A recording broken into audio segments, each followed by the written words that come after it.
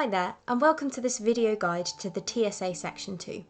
First, we'll talk a little bit about what the exam is like, and then go through 10 top tips on how to succeed in the exam. So, TSA Section 2 is only required for some people who are sitting the TSA as part of their university admissions process. So, if you are applying to Oxford, and you're applying for experimental psychology, PPL, PPE, human sciences, or geography, you'll have to write the TSA, and this video is for you. So, to put it simply, in Section 2 of the TSA, you'll be given a choice of one of 4 questions, and you'll have half an hour to write an essay answering the question. You'll be limited to 750 words for this essay. Admissions tutors will be marking these essays directly rather than them being centrally marked like Section 1. And what admissions tutors are looking to see is a well-structured, well-argued essay that addresses objections to the argument and pays really strong, focused attention to the question. The questions themselves will be designed to give you as much room to argue as possible, as the aim of this is to write an argumentative essay. They could be on any topic that encourages debate and may relate to the degree subject you're applying for, or they may not. In terms of choosing a question, you should choose the question that you feel you can answer the best. That doesn't necessarily have to be a question that's relevant to your degree choice if one does come up, and you won't be penalised in any way if you choose to answer something completely irrelevant to what you're applying to study. This isn't really a knowledge or content test, it's about how well you write and how well you structure and argue your points. So that's the exam, and here's 10 top tips on how to tackle it. Tip number 1 is practice is key. Regardless of whether you're studying an essay-based A-level or not, you will need to practice the TSA essay.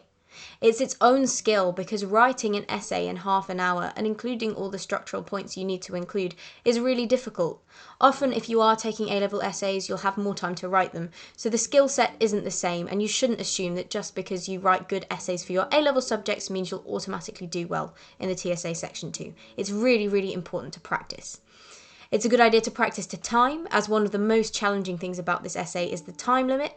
Your practice essays should also respect the word limit, and you should practice in the medium you'll be sitting the exam. So if you know you'll be typing the exam, you should type your practice essays. If you know you'll be handwriting the exam, you should handwrite your practice essays. Tip number 2 is don't write too much. Remember, there is a word limit, and it is a limit, not a target. This exam is not about seeing who can write the most in half an hour. It's about writing a concise, well-structured argument.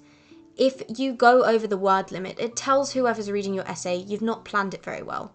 A short and well-thought-out essay is always preferable to one that is as long as possible but doesn't really consider what's being written or isn't very focused to the question.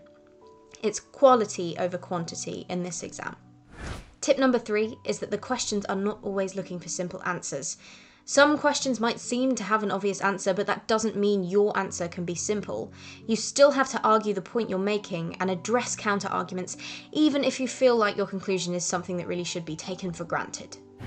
Tip number 4 is be opinionated. You might get asked questions on some controversial issues, and it's important to take a stance for the essay. It's not enough to give a vague conclusion of it depends or maybe, unless you have very specific reasons to justify that. Even if you don't feel strongly either way about the question, you should pick a position to defend. It's important that you write a well-structured argument, and you can't do this if you don't have a side of the argument to write about.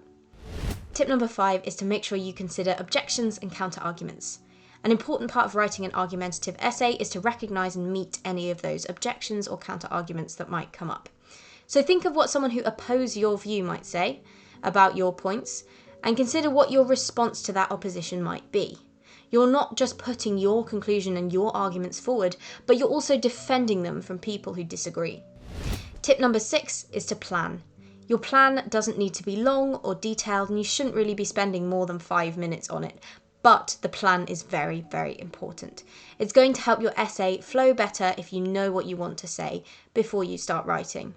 Especially because time and words are limited, you need to know what you want to say, so you consider the space you have to do it in, and so you don't end up running out of time or running out of words. It might even help to put timings on your plan, so you can make sure you're always wrapping up and moving on to the next point, and not dwelling too long at any one point at the expense of the others. Tip number 7 is to keep up with major world events. At least some of the questions on the TSA might be topical in some way. So for example, Section 2 in 2020 had a couple of questions about the COVID-19 pandemic. So if you're aware of these kinds of significant events and you've already formed some opinions about them before going into the exam, if they do come up, you'll be in a much better place to write a really strong essay about them. Tip number 8 is to answer the question. This might sound obvious, but it's still really important to keep in mind.